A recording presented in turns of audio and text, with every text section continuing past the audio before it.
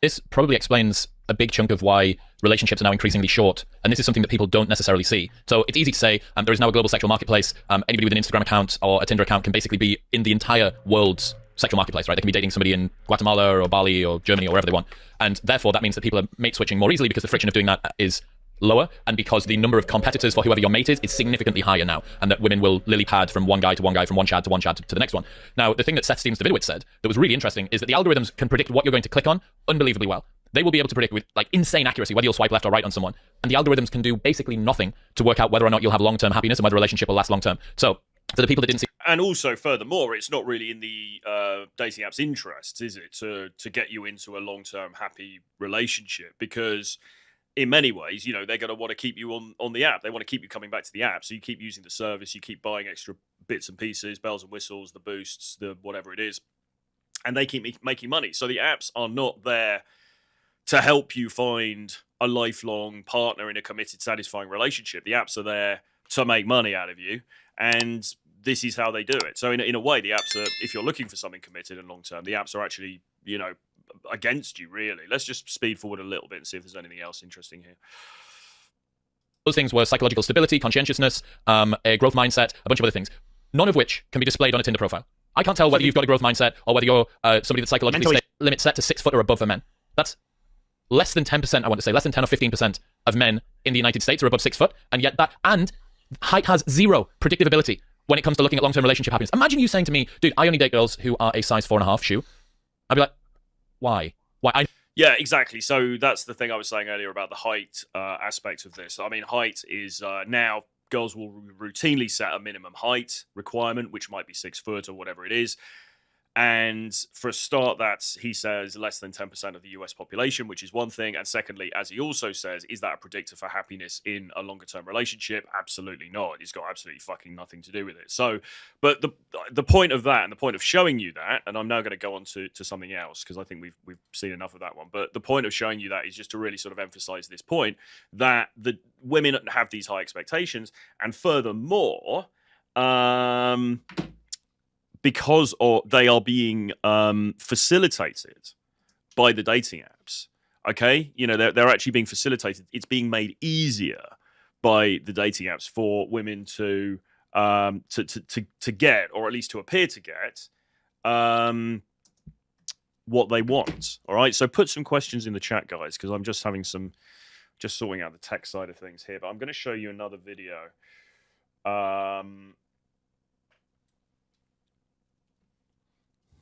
And then there's a couple of things that I want to address in the chat. So let me just find this. Okay.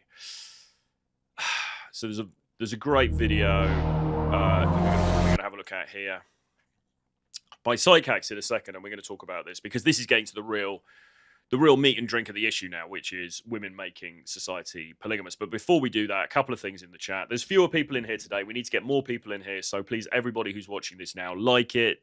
We had a few technical issues at the beginning. Apologies for that.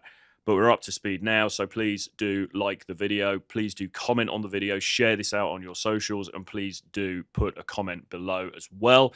It all really helps. It all really helps pull this up the algorithm. We're going to be at 2,000 subscribers on this channel soon. We've grown very quickly, but we can go a lot further, and we're going to be going a lot further, okay? And we're going to be dissecting this dating stuff, and we're going to be taking it all apart, and I'm going to be telling you exactly what you need to be doing in order to get the results you want, okay? So give me the support now, and it will pay dividends, I promise you. So a couple of bits here. So Marriage Causes Divorce says, Destiny said that the single most important thing when it comes to dating success is the number of times you cold approach. Agree or disagree? I would agree. And I remember when he said that because it was actually on the show that they did with Rollo and Mike Sartain. So it was compared, or the moderator was Myron. Fresh, I think, was there also. And it was this kind of debate between Destiny. It was when Destiny was doing a lot of Red Pill stuff. And Destiny, contentious character. He was in that polygamous marriage at the time with Melina. Obviously, a lot of people, whatever. People have their opinions about him. But I think what he said, as far as an indicator of success in terms of actually making things happen in your dating life, I think he was absolutely right. And I made a video about it at the time saying Destiny's actually got some riz,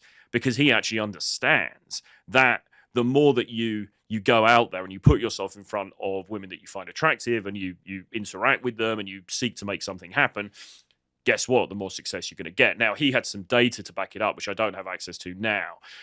We can probably find it, but he was basically saying, actually, if you look at all these other indicators that people think make the difference, like height, like looks, like whatever, actually, the differential that those things make is relatively small. The biggest indicator of success is going out there and approaching. Now, in saying that, did he just mean cold approach? Well, you know, I mean, I wouldn't rule out the dating apps entirely. I think if you're also utilizing the apps, that's fine.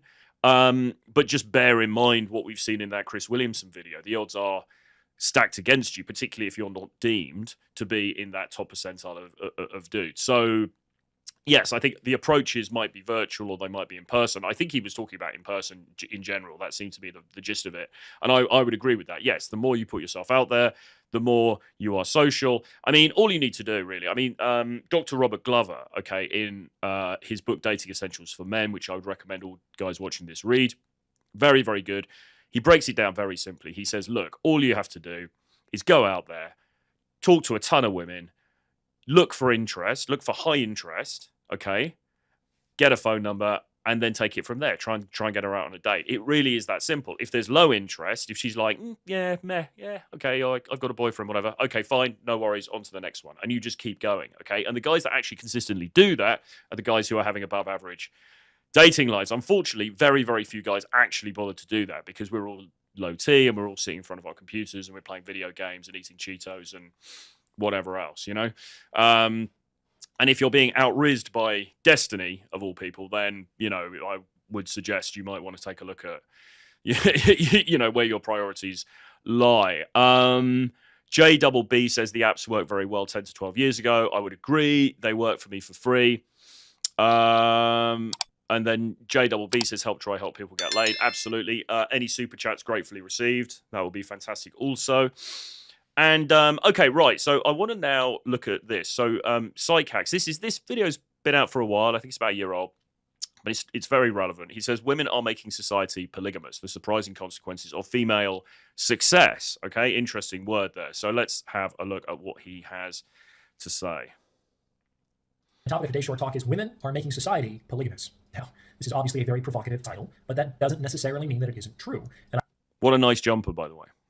I hope to back it up with some evidence and arguments in this episode. I will say at the outset that I don't think this movement is intentional. That is, I don't think that women are consciously attempting to accomplish this purpose. This is an epiphenomenon that emerges out of the data en masse, kind of like how a wave emerges out of the movements of individual particles, none of which are particularly wave-like. None of the molecules has any awareness that it is contributing to the wave, but the wave arises out of the molecules nonetheless. This is the mystery surrounding individuals and populations. The two are obviously connected, but it's impossible to see how unless you take a wide enough vantage. And of course, yeah, so it's not like women are en masse are sitting around going, hey, wouldn't it be great if there was this polyamorous society? Wouldn't that be amazing? And we all want to share guys and hallelujah. It's not like that's happening on a conscious level. What he's saying and what he begins to argue is that as a result of the choices that are being made, whether subconsciously or not, in most cases probably subconsciously, this is the result. The result is an increasingly polygamous society, okay?